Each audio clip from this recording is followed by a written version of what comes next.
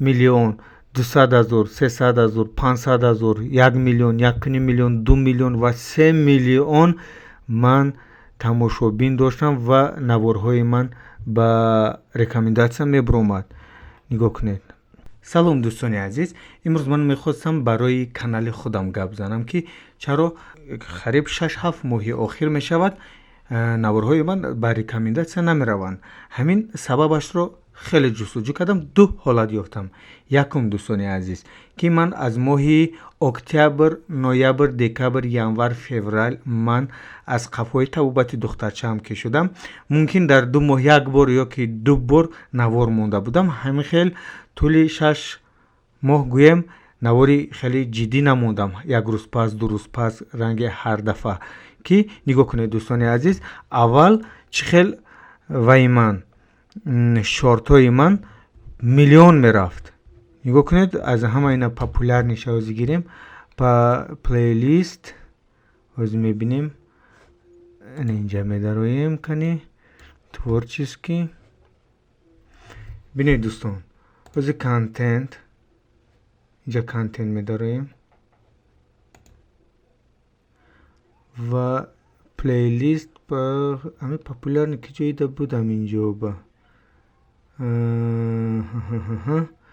ҳай мақсад. ҳозир шортро мекобем. шортро бинед дӯстони азиз то чӣ дараҷая ҳамин хел зур мерафт. миллион 200,000 300,000 500,000 1 миллион 1,5 миллион 2 миллион ва 3 миллион ман тамошобин доштам ва наворҳои ман ба рекомендатсия мебуромад. нигоҳ кунед, бо худатон метавонед даромада шортҳои маро, яъне ки наворҳоямро бинед, чӣ хел аз аввале ки шурӯъ карда будам чӣ хел мерафт. вақте ки дар мобайл ман камтар танаффус кардам, хеле вай шуд.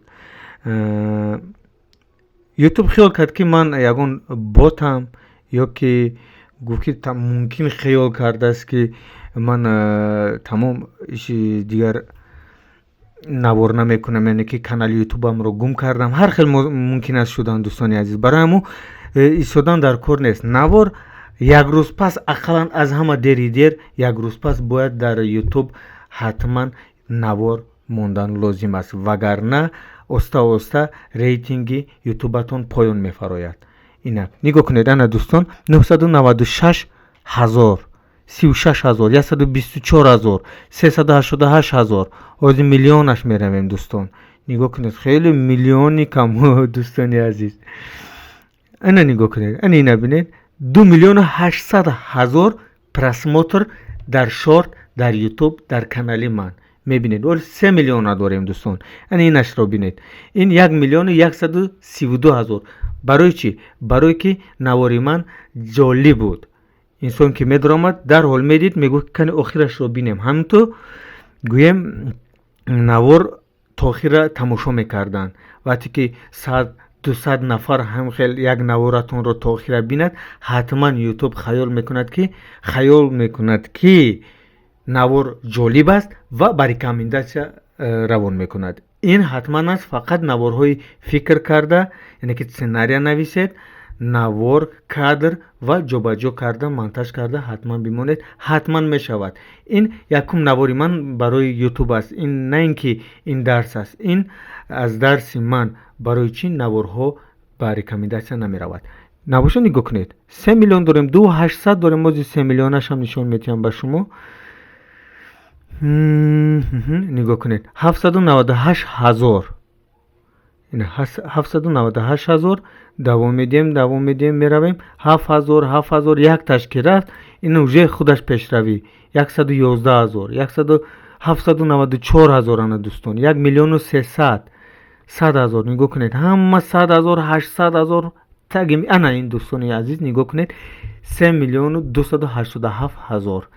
чӣ челленҷ буд? шорт, яъне ки челленҷ дар корвон бахлашкапартоӣ буд. дидед? анамин 3,400,000 просмотр гирифт. анин аз ҳамин шурӯъ шуд, яъне ки маро нерӯ дод ки челленҷ навори гирам. вале мақсади ман аз аввал ин набуд ки ман барои ютуб хеле машҳур шудан не дӯстони азиз, қасам ба худо ин мақсад набуд. Мақсадам фақат хурсандии кӯдакон буд ва ҷалб ба маориф ва варзиш буд. ва хай ҳаминоя дига буд не, то ҳозирам ҳаст.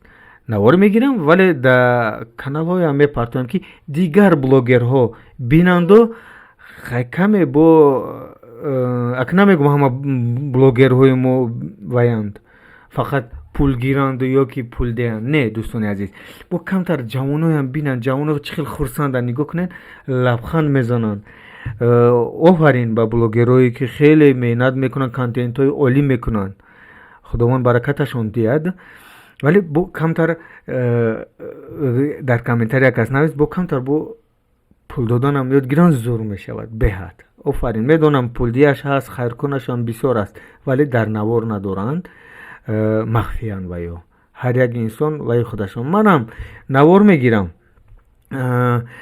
пул медиҳам, бале ҳалол пули ҳаққи ҳалолашонро медиҳам дӯстони азиз.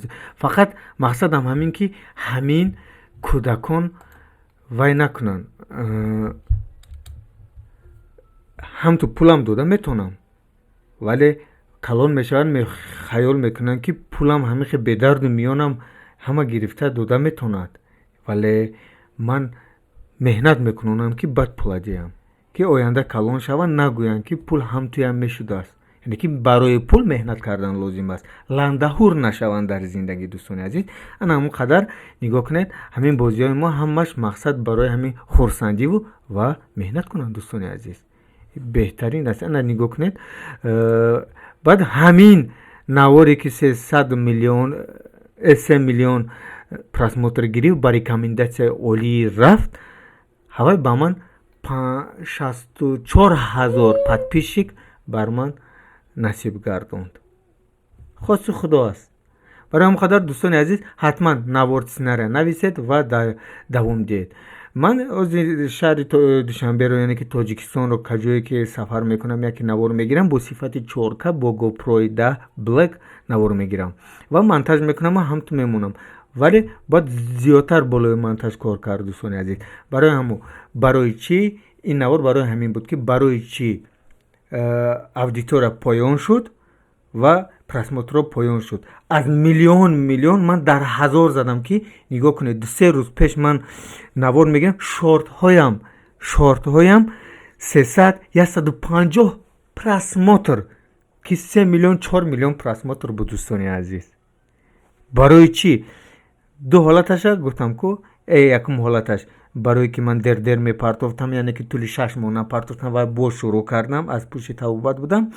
ва дуюм ҳолаташ дӯстони азиз, ҳамин ки наворе ки аз дигар контентҳои дигар одамо, яъне ки дигар блогерон мегиреду дар инҷа мемонед ва мегӯяд ки ин нарушения правил, яъне ки дигар видеоро иҷозат намедиҳад ютуб ки дар дуюм канали дигар кас бошад, авторски права мекунад. якташ ҳамин хел сар додам, то анализ кард ки ман публикатсия кардам. баъди публикатсия 15 минут пас сообщение омад ки ви нарушаете правила, первое предупреждение. якум предупреждениеро додам ба ҳамин дӯстони азиз, ба замин зад аз аввали зимистон гӯем то ҳол. ҳозир анаку майда бо шурӯъ карда истодааст, боло рафта истодааст, яъне ки мақсад ки бовар кард ки мумкин ман хато карда будам дар ҳақиқат, яъне ки барқасдона не, нохост. барои ҳамон ютуб ҳалолкориро дӯст медорад. аз як ҷо гирифта инҷа мондан лозим нест. як каналамро ман аз даст додам. барои чӣ? барое ки гуфт ки нарушаете, ман гуфтам майли задан гир, яъне ки наворро равон кардам. сообщение омад ки канали шумо баста, мо як бор предупреждение кардем, дуюм бора дигар намекунем, канали шумо удалид. ба ҳамон рақамҳои телефони, яъне ки Z-Mobile доштам, ҳозир ман мехоҳам ютуб кушоям, намешавад. барои ҳамин қадар дӯстони азиз, ҳалолкор бошед ҳама вақт ва дар ютуб ҳамин қадар хотир монед ки дӯстони азиз, сифати хуб, яъне ки фикри аниқро гӯед монед, ҳатман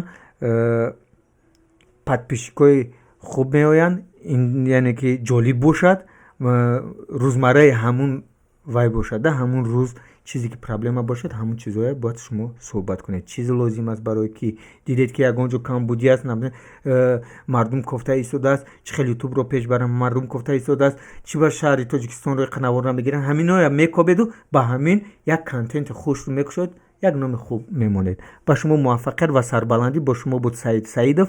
Ва ягон савол бошад ҳатман зари ин комментария бинависед, ҳатман ҷавоб медиҳам. Худо нигаҳбони шумо. Саломат бошед.